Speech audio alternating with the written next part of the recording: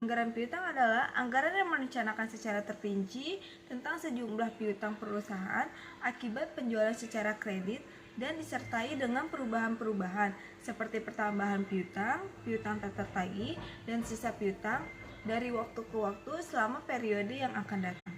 Lalu, adapun tujuannya dari anggaran piutang yaitu penjualan yang dilakukan secara kredit oleh perusahaan untuk meningkatkan volume penjualan, dikarenakan meningkatnya tingkat persaingan, mengingat kompetitor yang semakin berani memberikan kredit dengan tujuan meningkatkan penjualan maupun meningkatkan. Lalu adapun piutang. Piutang adalah hak menagih sejumlah harta dari kreditor atau pemberi pinjam kepada debitur, yaitu penerima pinjaman yang bersedia melunasinya pada waktu yang mendatang. Lalu adapun terjadinya piutang karena pertama, terdapatnya dua belah pihak yaitu debitur dan kreditur. Lalu yang kedua, adanya ketersediaan debitur untuk melunasi kewajibannya kepada debitur. Lalu yang ketiga, adanya jarak waktu yang mulai timbul antara jarak waktu sampai pelunasannya.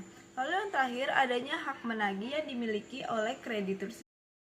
Secara umum, anggaran piutang mempunyai 3 pokok manfaat, yaitu yang pertama sebagai pedoman kerja, sebagai dasar penyusunan anggaran piutang untuk tahunan yang akan datang karena telah diketahui jumlah tingkat penerimaan pelunasan piutang bulan-bulan sebelumnya. Yang kedua, sebagai alat pengkoordinasian kerja, sebagai alat untuk mengendalikan jumlah piutang dalam jangka waktu tagihan supaya tidak terjadi keterlambatan pembayaran kredit penjualan. Yang ketiga, sebagai alat pengawasan kerja untuk menilai kinerja perusahaan dalam mengelola perputaran piutang yang nantinya akan berakibat pada jumlah kas yang ada di perusahaan. Adapun faktor yang dapat mempengaruhi anggaran piutang tersebut, yang pertama, volume barang yang dijual secara kredit. Yang kedua, standar kredit.